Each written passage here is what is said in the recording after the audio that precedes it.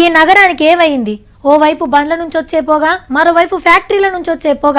ఎవ్వరూ మాట్లాడరేంటి? దీన్ని ఎందుకు మౌనంగా భరించాలి? ఈ నిర్లక్ష్య ధోరణికి పాడాలి చరమగీతం. బండిలోంచి పొగ వస్తుందంటే చూసి ఊకోకండి, నగరంలో కాలుష్యం పెంచకండి, పెంచనివ్వకండి అని ప్రకటనలు తయారు చేసి పబ్లిక్లోకి ఇడిస్తే బాగుంటుందేమో అని చెప్పుకున్నాం కదా మొన్న. కానీ ఇప్పుడు సర్కారే అమల్లో పెట్టింది. రైట్, ఇవి ఎలక్ట్రికల్ బస్సులు. డీజిల్ గీజిల్ ఏం అవసరం ఉండదు. 4 గంటలు ఛార్జింగ్ పెట్టినామా అంటే 300 కిలోమీటర్లు ఉరుకుతూనే ఉంటది. అటెన్కా డిపోకొచ్చి మళ్ళా ఛార్జింగ్ పెట్టుకోవాలి. సేమ్ మన ఫోన్ల లెక్కనే అనుకోరాదుండ్రి. లోపట ఖతర్నాకుంటది. 40 మంది కూర్చోవచ్చు.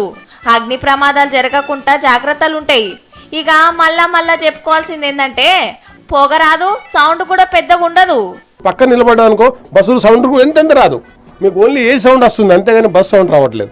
ఇప్పుడైతే 40 బస్సులు తెచ్చిండ్రు. అయితే పట్నం అంతటా తిప్పరుల్లో ముఖ్యమైన రూట్ల నుండి శంషాబాద్ గాలి మోటార్ల డిపోకు నడిపిస్తారట. ఆ టెన్క అంతటా తిప్పుతుండొచ్చు తీరి, కాకుంటే జరంత ఛార్జీ ఎక్కువనే ఉంటది.